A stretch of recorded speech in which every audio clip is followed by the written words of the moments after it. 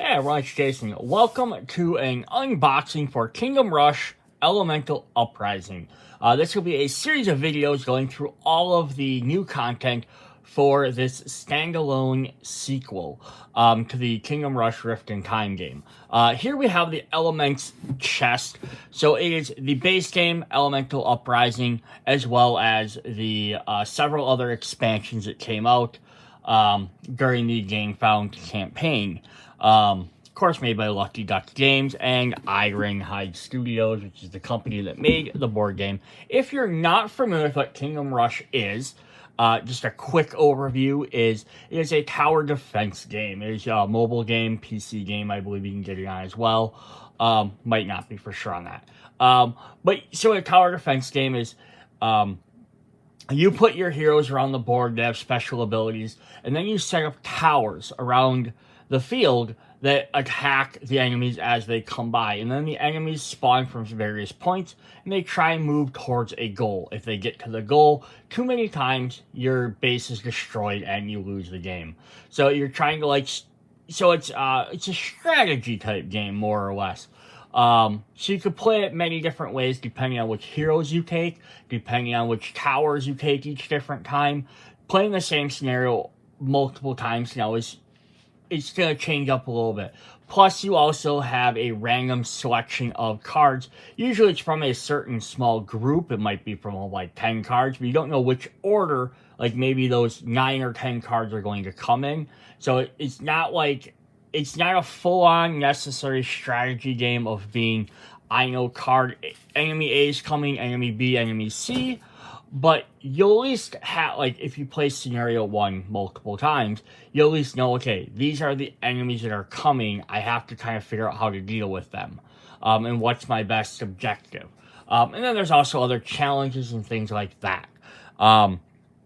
So one thing I did mention there that maybe got glossed over just a little bit was I said this was a standalone expansion. It's not quite a sequel. If you pick up Elemental Rising, you can go ahead and play the entire game in the entirety of itself. If you pick up any of the expansions for it, they will add into that game.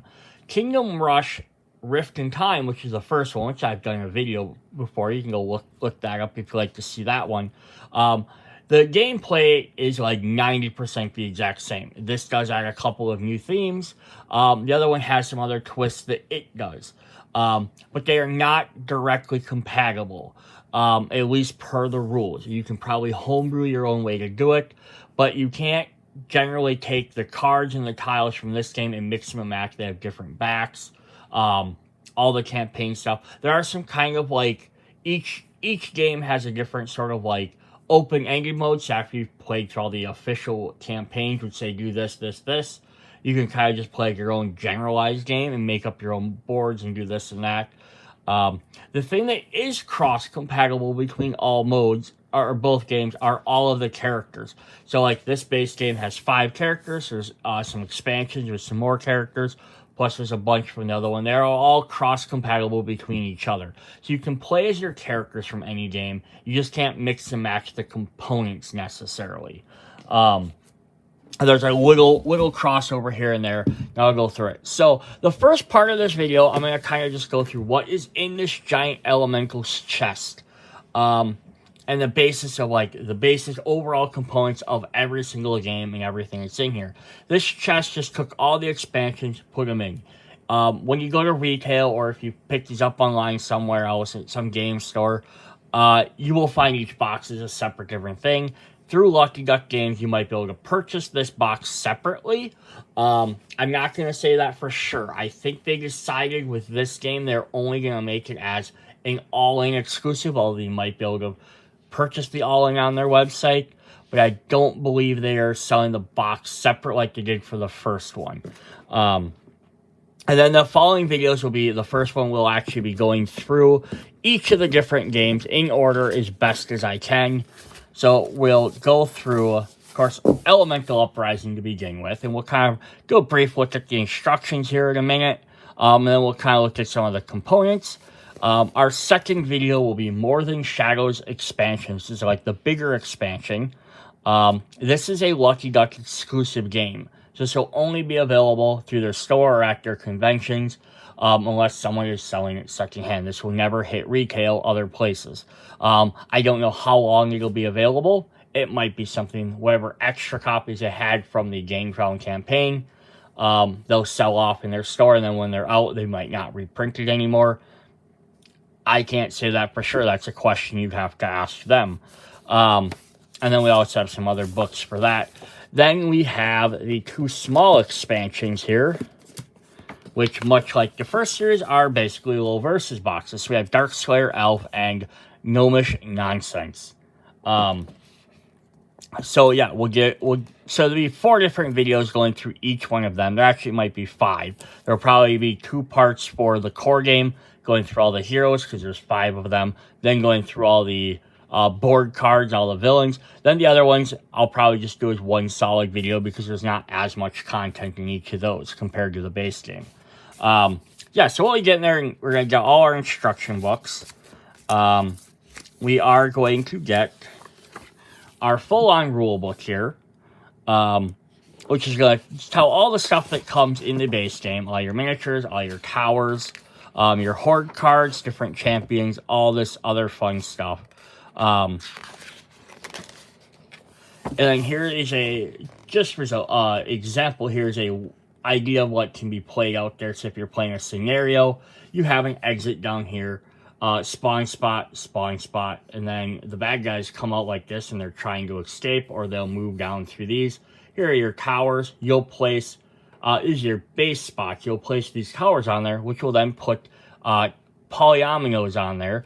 Polyominoes, if that's not a term you're familiar with, are the Tetris-like different symbols. You have squares, double-sided one, or double ones. You have some triples. I think there's some L's in there as well. So there's some dragon shapes for one of the expansions. Plus you have other various abilities and stuff to use to try and deal damage to the opponents. And that works very well. Characters, gameplay is fairly simple. Just going to do a quick run over this. So you spawn new hordes. At the beginning of the turn, new hordes will come in, try and jump onto the path. Then you play your towers and play your heroes to try and do damage to them. If they have enough damage that would destroy them, you get rid of them. Then all the hordes try and move. So you have a chance to destroy them before they get a move forward. Then you pick up all your towers and heroes, and then you can purchase more towers or new mods. Basically upgrade all your stuff, and then you get to go to round 2, and it replays that way until one side wins or loses. So that's fairly simple there. Playing a tower, different towers will let you do various different things. And we'll go over more of this. If you want more detailed descriptions on how these all work, I will do that when I get to the part 2 video where we actually go through the heroes and the towers and stuff on there. But basically it's going to show on there what directions they can shoot, depending on which direction you have your tower facing, what type of damage they do. And then you put those number of symbols on the character cards, trying to cover them up. And that is how you deal damage to them. And there's a bunch of different special symbols on cards, all that type of stuff. The book does a really good job of actually breaking down, like using these letters and numbers on what can actually happen. They're basically saying, this guy can attack here, this person can attack here, is actually very helpful. Your hero is actually be represented by a little meeple or miniature. They can move around the board and do their own special attacks. So they're kind of like moving towers, which actually makes it very good. That basic attack, they can gain special abilities. Very cool stuff there. Then the hordes advance. They try and escape. There are special tower mods. This is a brand new thing for the Elemental Uprising set. These are little tiny stickers. So we'll kind of see them a little bit more in this. And they go in this spell book. It's kind of an interesting technology. And they're pick and peel, so you can repeel them out. But they get added to your towers to basically upgrade them and give them more abilities. So it's kind of neat. So if you like that particular type of tower, you might be able to upgrade them that way. There's also a solo mode you can do as well. Different difficulty tiers. If you find it too easy, you can up the difficulty, or vice versa, reduce the difficulty. There's a prologue game explaining how everything gets set up, like how to spawn, what hordes, how many waves you have, how they stack in there, what numbers, where you place your towers, bases to start with, different tokens, things like that. And then it jumps right into basically how to play the game. Each game might have a different victory condition. The general one is, it can change from game to game. Most of usually just stop everything. And then they can have special, each scenario is actually really cool if you play through these in order, because they'll add in new elements each time. So this adds blossoms, adds some new enemies with special effects in them. Then when you play the next set, chapter 2, it adds some new different elements. So it introduces everything very slowly to the players, so they're not getting thrown every single element in the game at once. Even some of them, you might get an ally that might come through to help you out. And we can go through. I'm not going to get into too much of all of these, but we get all the way to the end. There is 12 different scenarios in the base game. There's also the Elemental Rift. This is the one where it's, I was mentioning before, how it's going to let you basically mix and match everything together. So each one of the other ones is telling you to play like from certain groups of cards. There's back to the Horde cards have numbers on 0 through 9, or the special sets have their own numbers. So saying you're supposed to play this card with this scenario. These ones let you play any different groups of different ones, but you have a little bit more interaction. Plus, you can add these special Rift cards in there. You have these different type of element backs on there, which lets you add the different bosses or champions from the different scenarios randomly into the game, so you don't know who maybe you're fighting against. There are special event cards you can also add. And that's kind of the idea there. So I don't want to get into too much. I probably talked more about this in my other videos. But that's the basis there. The other two things that are going to come is Foes on the Horizon, which is an introductory scenario. So besides the other 12, there's one here that walks you more so, even better on how to kind of go through what to play. It's going to limit even less information to start with, so you can get an idea of how to play, what specifically can happen in each thing, activating your hero, doing different stuff, how to move, all that. It's just a nice little introductory scenario for each player to start with if you haven't played the other game or you haven't played this game at all. The third thing the core set will come with for a book is a glossary, which I thought this was really cool too. So it's going to bring up the blossoms and all their special effects in case you want to remember those. Different champions, they each have special abilities to find out those, what different enemy symbols mean, and then a little bit about each hero, like how their abilities, just a little bit more definition on what their abilities do, how the tower mods all work, what each tower does, just a little, again, the pictures kind of give good descriptions. This just helps give you a little bit extra mention to it, and then what all the icons mean. So this is a nice thing to have if you play a couple of games, or maybe I played 6 months ago, I'm going to go pick this game back up. I kind of remember everything, but this will give you just a quick guide, so you don't have to re-jump through everything. And then the last little sheet we got is crossover guide. So Elemental, or Rift in Time heroes in Elemental Uprising. So it's going to show the 4 main characters. It doesn't, or shows 4 of the characters have extra special effects. Their abilities might change a little bit based on this new game, because some things changed in how the rules are a little bit. Or you can use solo mode. When using Rift in Time heroes as bench heroes, they change a little bit there as well.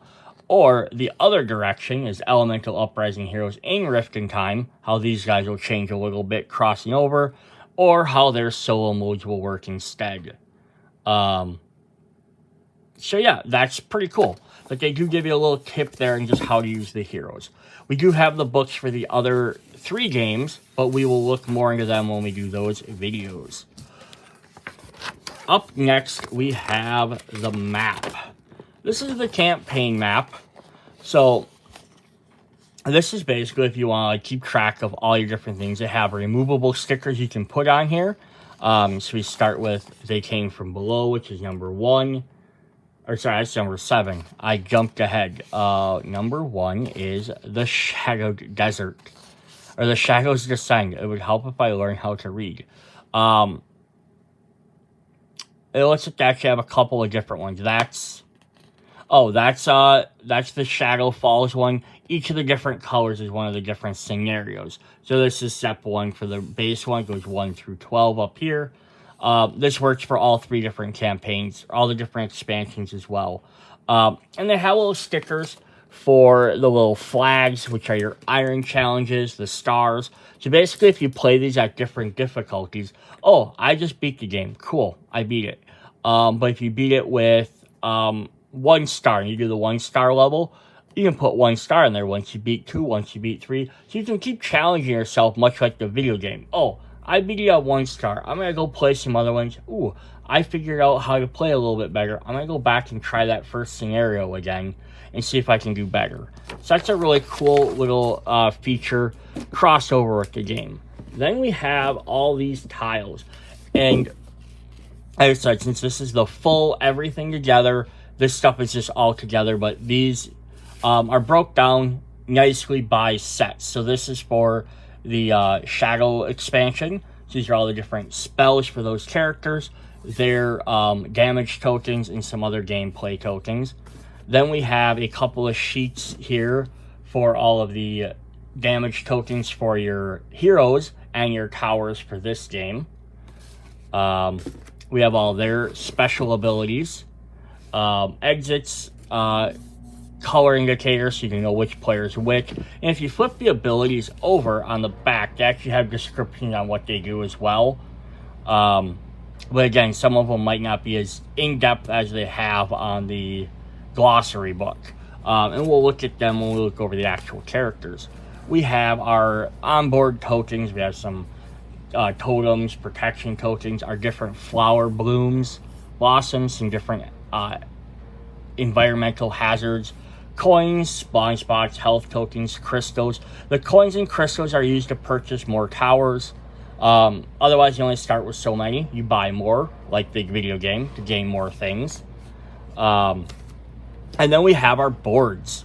So these are going to make up how your different tiles lay out. So like the brown spots are where the hordes move through, and then the green spots are where your towers go. And then there's some event flags. And on the opposite side, we have kind of like a dungeon theme as well. And we get some different ones. We have some 3 long ones. We have some 2 long ones. We have some ones. We have some water tiles, some more dungeon tiles. I just dropped that one. There's some more different ones, some more 3s. And again, these make up your different boards. Then we have some full 9 squares. 1 for each side. An L-shaped one. Not L-shaped, a T-shape. There's a Z-shape. Another Z-shape. And so, like, lots of times you'll end up picking, like, generally one of these big boards and then using the other small ones to kind of navigate it. So the other thing I'm going to do is by the end of the video, I am going to kind of show how all this stuff fits into the box.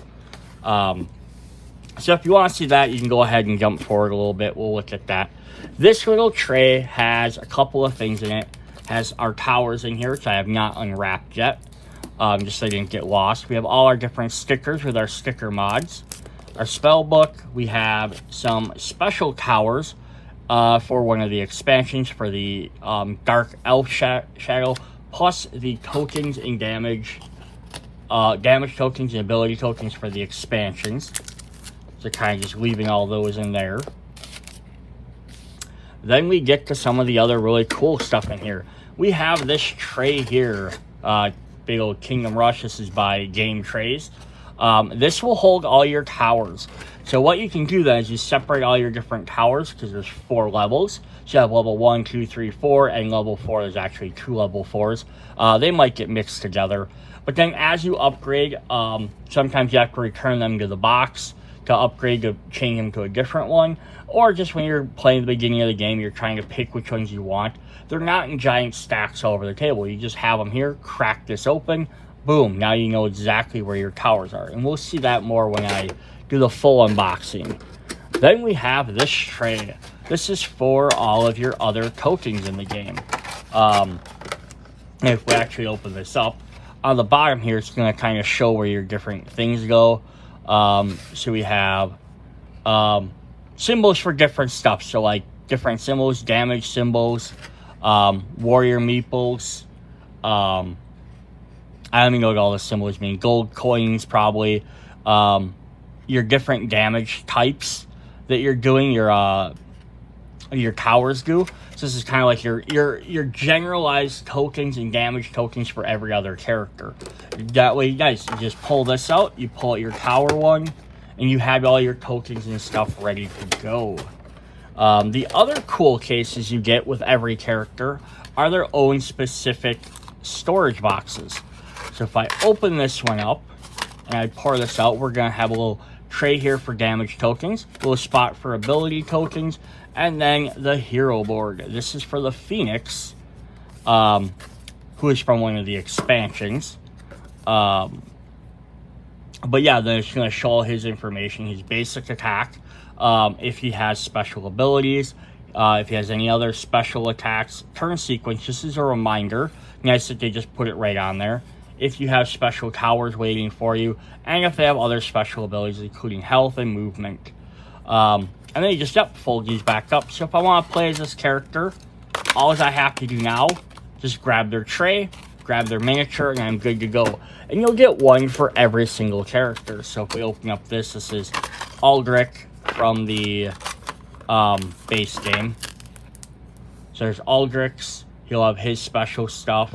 He gets special sand warriors. So that's really neat. And we'll look at what those look like filled up later in the video as well. Then, if I kind of tip this up a bit, we're going to see a bunch of trays for square cards, some other stuff, and then we have all the miniatures on the bottom. So these first 2 slots over here are all your different horde cards and other cards. Now, the only thing that sucks kind of about this is, at least as of right now, I have them all sorted kind of together by sets and stuff, is there's no, there's not like a spot for this is just hordes, this is just bosses, this is this. They're all just kind of stacked together. So like I have champion cards, I have character solo cards, and then like this stack here is like wave 1, wave 2, wave 3, all the way up through wave 9 of the different hordes. And if we flip to the other side, you'll see what some of the hordes are. So there's lots of these little guys. As we get further back into the lesser numbers, we're going to kind of find some of these still have a lot of characters on them. There's not many that only have like 1 or 2. So I'm even going back up to like, this is level 1. Like, look, none of these are empty. They have a lot of stuff on them. This is a challenging game. And this is where you use them little triomino pieces to cover them up. So if I grabbed one, let me see if I can pop one out here. So if I played this ability that let me cast this, I would cover those 2 up. Now those 2 guys are defeated, but I have to defeat every single one. The thing is, you can't go off the tile, and you can't cover up another tile. So you have to then, you can place over these things on the outside, but you have to strategically work with your team to figure out where to put all those different cards. Then the second stack here, we're going to have some from the Midnight Shadow set, the expansions. There's some of the bosses in there that you have to fight. Like there's the boss from that one. Here's the boss from the here's some bosses from the base game champions. Some other cards that you play, some of the bosses. The bosses are really fun because they have 4 levels of damage. So like the Leviathan here, the first time you just have to cover up those 9 squares. Then he opens up, he gets some extra squares plus some armor, which is going to make him harder to beat. Then he adds more squares, and then finally he hits level 4, he has a lot more squares. Plus his armor range actually increases. Then they also have special abilities as well that do different stuff. And we'll see the same thing with the Elements Horde monster. He gains more with each level until his card finally reveals you have to defeat the entire card. So yeah, bosses can make the game definitely a little bit more tricky. Because you have to defeat multiple levels of them. Alright, then we have, I'm going to move all of these quick, because we have one more stack of cards. This last stack is for the other expansions. This is the Night Elf expansion, and this is for the Gnomish expansion.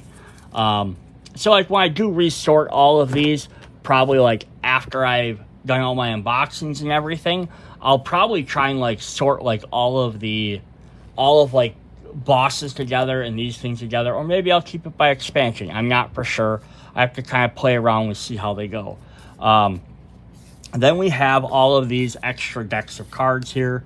These bigger oversized ones, these are your scenarios. So they're 12 scenarios, 7, 4, and 4 for each of the different expansions.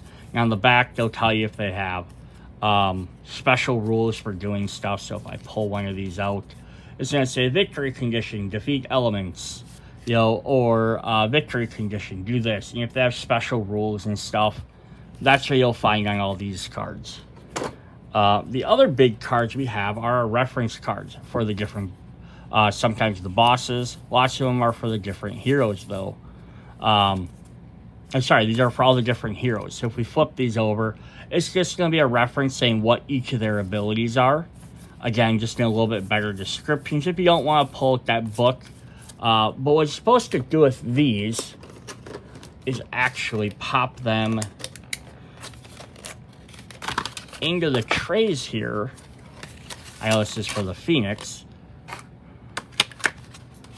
But if I pop them in, then now I know this is Faustus right away. And that's the idea of those.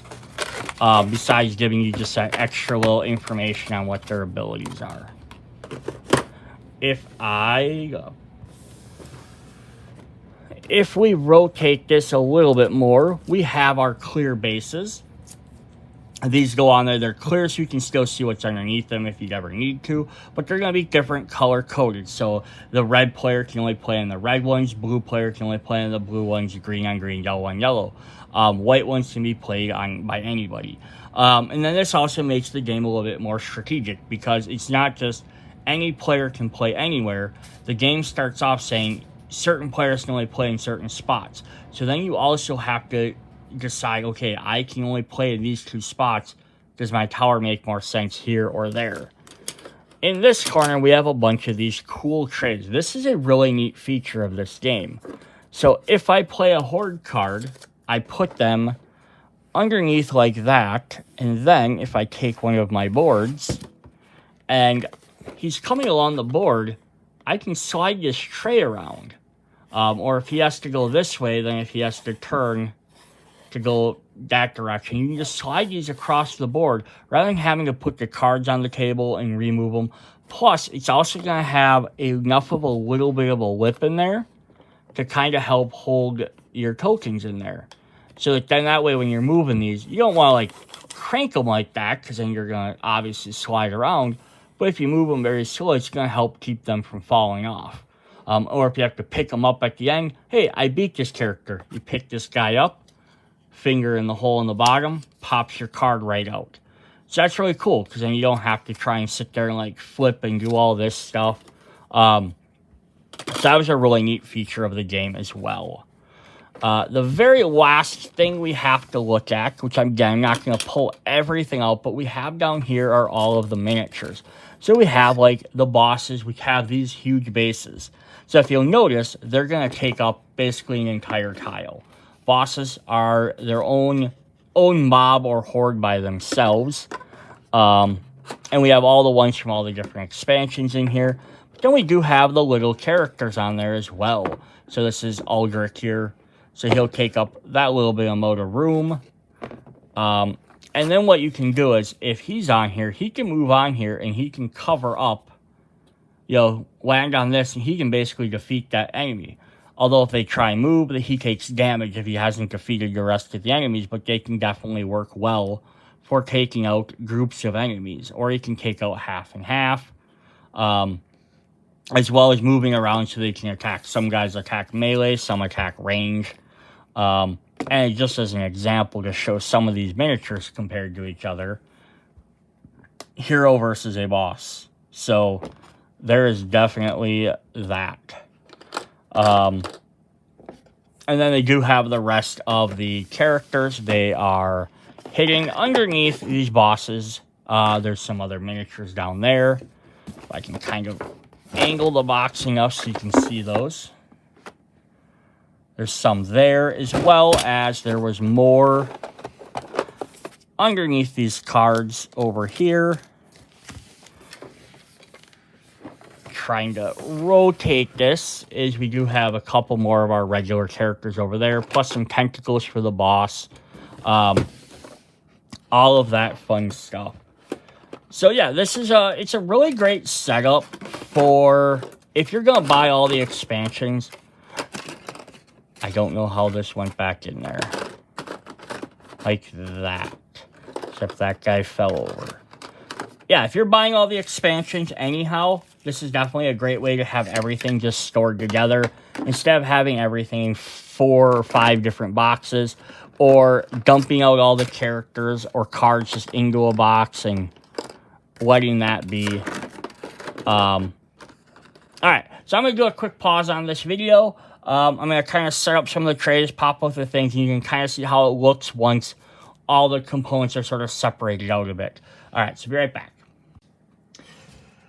Alright, welcome back to the Kingdom Rush Elemental Uprising Elemenace Chest.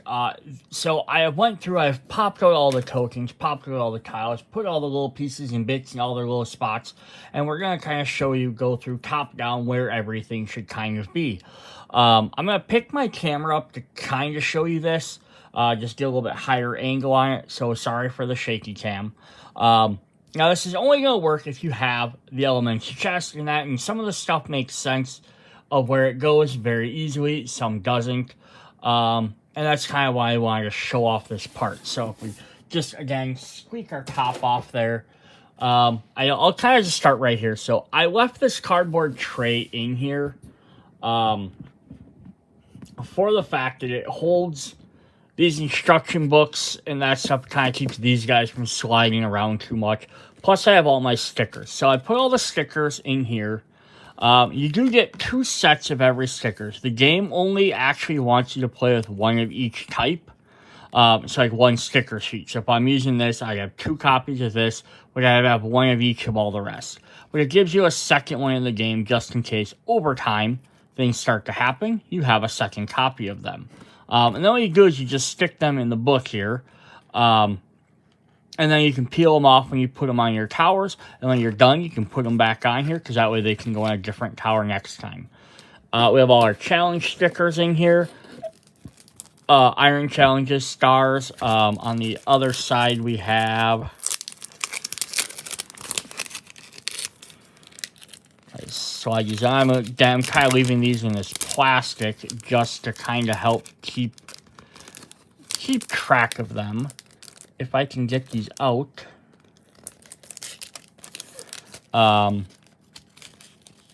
We have some gold victory bands to show that we've beaten area. We have some more stars. Plus we have some sinister shadows, which is one of the expansions adds some additional sinister challenges. And now this is getting stuck to that. And I put the small books in there. So I just kind of kept that. Now, you don't have to keep all this once you stick all the stickers in there.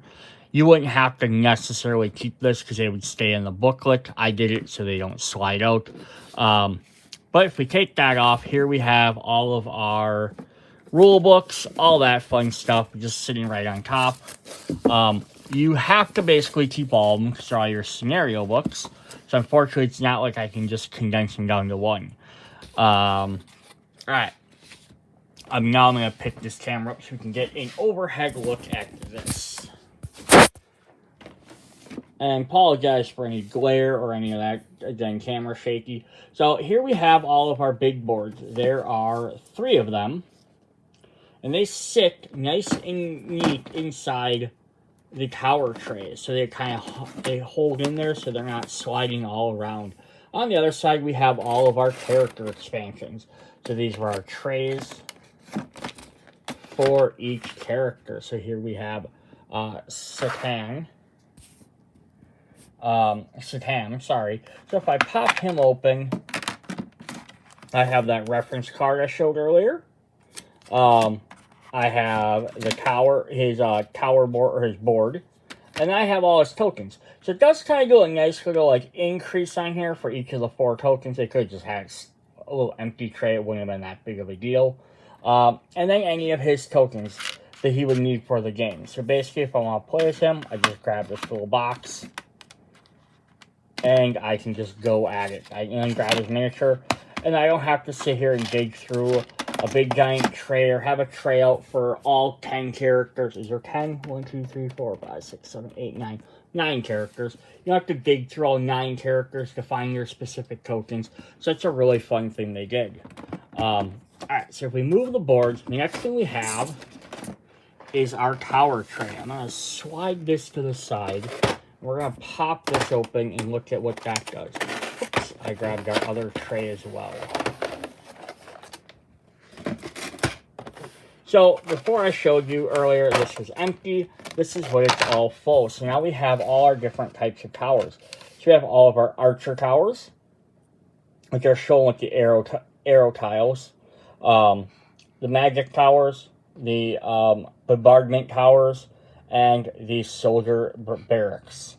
And they go from 1 to 4. So you have 4 copies of level 1, 3 copies of level 2, 2 copies of level 3, and then level 4, you have 2, but they're 2 different ones.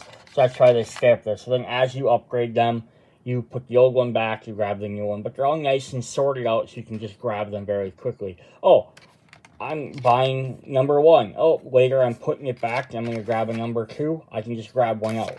You know, and it's, again, you're not just stacked together and you have to restack them.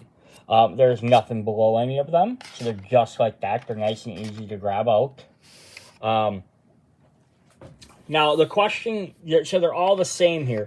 So the question is, could you combine these probably with the other Kingdom Rush game and just have all your towers in one? I haven't tested it to see if they're going to stick up too high. You might be able to. If you have that game, you might be able to add those towers in there. But then you're going to have to dig through all the towers unless you just want a random level 1, level 2 tower. Not that big of a deal, but it's possible. We have some of our game tokens here, our spawn points, our event tokens. We have our gold coins here. We have our crystals. Now, I have the 3D upgraded crystals, so I put them in here. Otherwise, your tokens would kind of line up in there. You have all your bases in here, different colors, purple, orange, green, whites, your entrances, your exits here, your tower colors, and I have the heart meeples, which are, again, upgraded elements. If you don't have them, you have the base game, they're just going to be the tokens. That's where they go as well. If you possibly got one of the upgrades, it came with a lot more than 8 hearts, which are how many I have in here, because that's how many the game came with. So they might not all fit. Alternatively, you might be able to dump the coins in here and put all the meeple hearts in there. But the game says you only need 8, so I only put 8 in there.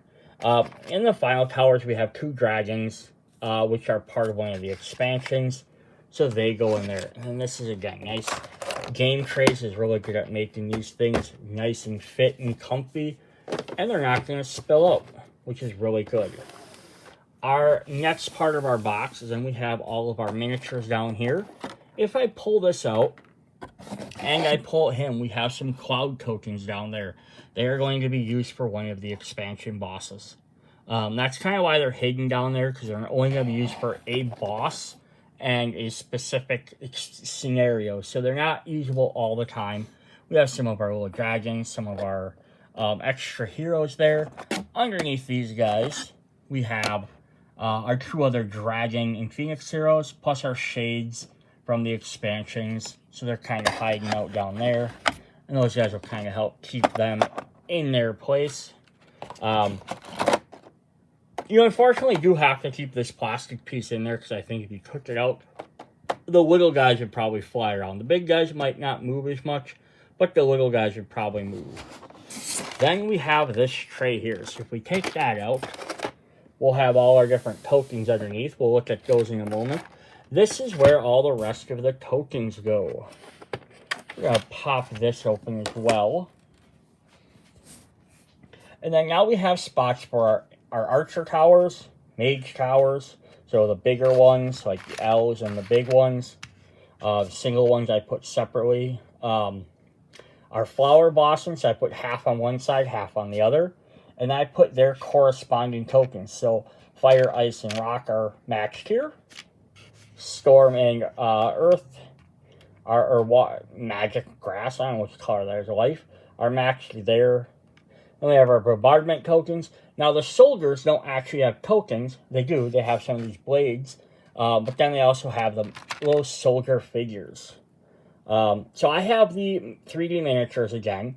You might have the meeples, which fit in there just as well. The same thing with the sand troopers.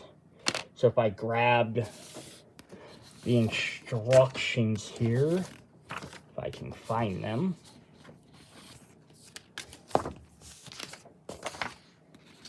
So you would have gotten the base game, you would have had the little soldier meeples and the Eldritch Sand Warriors instead of the 3D miniatures that I got. I just thought they looked a little bit cooler.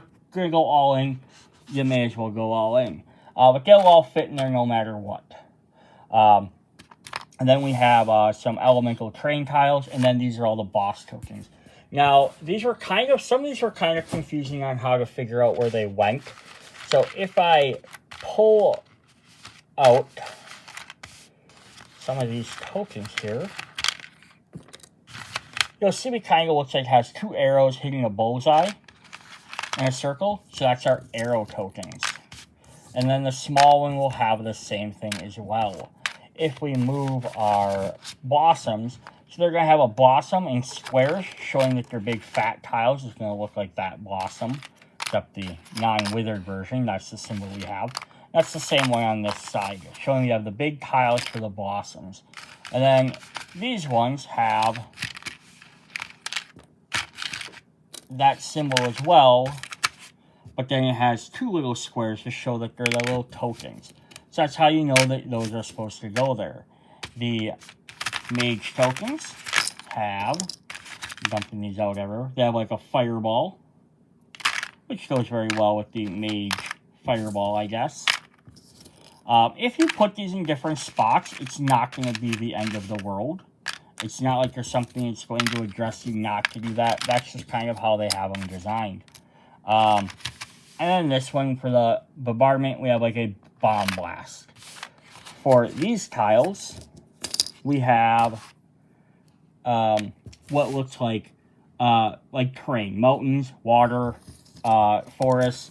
So that's kind of the terrain. That one's a little less intuitive versus the other ones. And the same thing kind of with the boss ones here.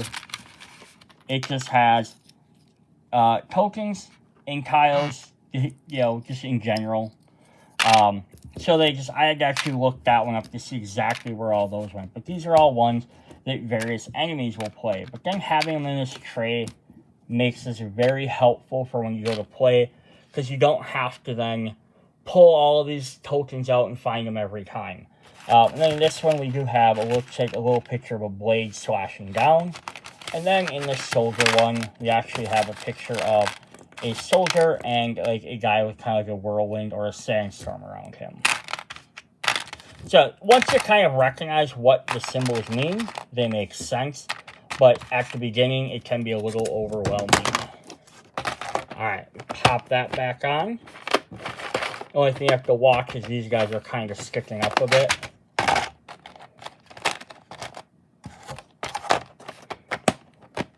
Alright.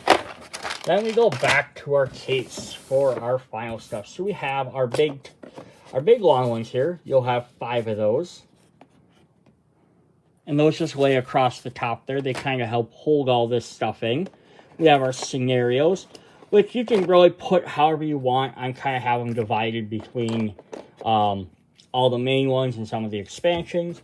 Then I have the expansions down here. We have some more of the character meeples. We have 3 single tiles, which again, they kind of fit right in there. They have a nice little hole and holds them in tight. Cards aren't going to slide out. Just drop the big cards back on top. Drop a couple of these on this side to kind of keep them even. Now these guys might slide a little left and right. That's not a big deal. Then you put these guys back on, and again, this might slide a little, but it's not going to really go anywhere. Your green trays are all going to stay the same. We have 4 of these small tiles, which will hold the rest of the cards. Then we have the portal token, which you could put there, put there, put there, put wherever seems to work for you. We drop that back in. And that is all of our content. And we put everything back in the box.